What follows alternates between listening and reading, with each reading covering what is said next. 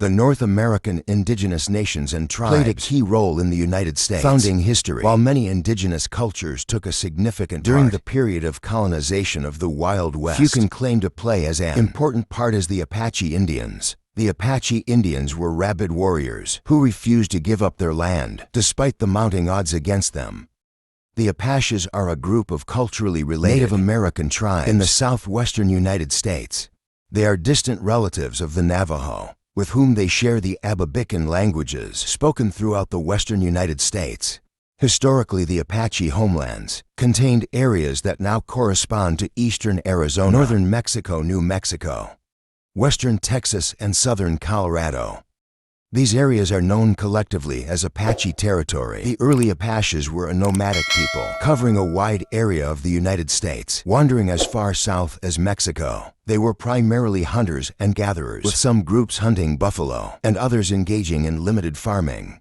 The Apache lived in two kinds of traditional homes, the wickiups and teepees. The wickiup was more of a permanent home, its frame made of tree saplings, forming a dome covered with bark or grass. The tents, called teepees, were a temporary home that could easily be relocated when the tribe needed to move around to hunt buffalo, to haul their tents and other items when they moved. The Apache used a type of sled called a travois that could be filled with items and then pulled along by dogs. When the Europeans brought horses to the Americas, the Apache started using horses to drag the travois. Since horses were much bigger and stronger, the travois could be larger and carry many more belongings. This also allowed the Apaches to make bigger tents. Traditionally, the warriors did not wear feathered warfare headdresses, although the Plains Apaches adopted their headdresses from their friends. Most Apache tribes wore leather or cloth tiaras. Apache people used to wear wooden masks and special headdresses for religious ceremonies. The face paint would depend on the sort of ceremony, and they would differ if they were going into battle. Whenever a tribal chief was chosen, it was done democratically. The Apache's decision to choose their leadership was based on respect for each candidate. If the candidate did not enjoy the respect of many in the tribe, he would lose his position. For the Apache, a strong trust of the tribe's members and their leader was important. The Apache tribes have a steep history of fighting for their territory. They fought against the Spanish and Mexican invaders during the 17th century and the Americans during the 19th century. The bravery of these indigenous warriors are mirrored in the very name by which they are called. The term Apache probably comes from the word Apache, which means enemy in the Zuni language of the indigenous people who lived west of New Mexico. When the horse and gun trade concentrated Central Plains around 1750, Indian raids by formerly nomadic groups such as the Comanche increased significantly. The Apaches who lived on the plains were severely pressured by the Comanche and had to retreat to the south and west. Eventually, these displaced Apaches escalated their raids against other Indians and settlers for food and livestock. Apache raids against settlers and migrants crossing their land continued during the westward expansion period of the United States and the acquisition of New Mexico by the United States. In 1848, there were three Apache tribes that stood out: the Chiricahua tribe, the Jicarilla tribe, and the Mescalero tribe. The Chiricahua were the Apaches of the Great Mountain, named so after their ancient home in the foothills of southeastern Arizona. They were the most pugnacious of the Arizona Indians. Their raids extended into New Mexico, southern Arizona, and northern Sonora, Mexico. Some of the most notable leaders were Cochise, Nash, and Geronimo.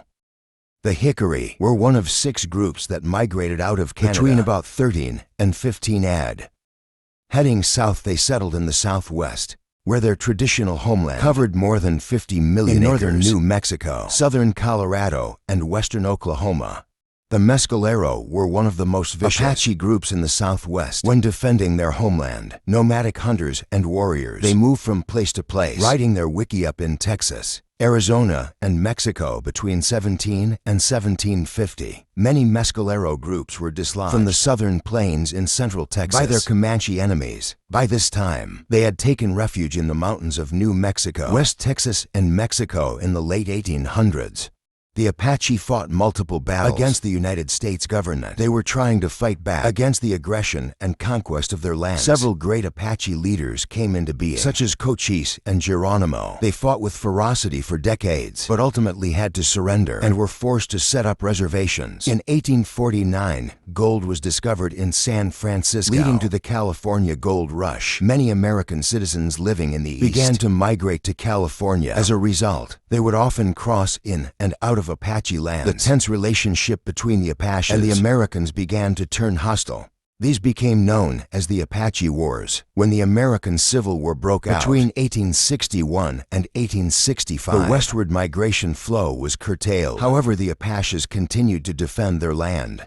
They did not choose a side and fought against the Union and Confederate Army because they believed they were encroaching on their land. After the war, the United States breached several treaties they had with the Apaches and continued to drive them off their land.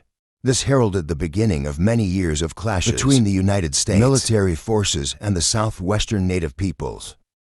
The root cause is of the conflict the Apaches' unwillingness to live on the Indian reservations created by the U.S. government. They were also related to the expansion of gold, silver, and coal mining operations in the Apache territories. The last of the Apache Wars ended in 1886 with the surrender of Apache chief Geronimo and his few remaining followers. The Chiricahua tribe was evicted from the west and held as prisoners of war for 27 years in Florida, Alabama, and Fort Sill, Oklahoma in 1913. Members of the tribe were given the option of plots in Oklahoma or living in New Mexico on the Mascara Reservation. In a 2000 cultural census carried out in the United States, about 57,000 people identified themselves solely as Apache.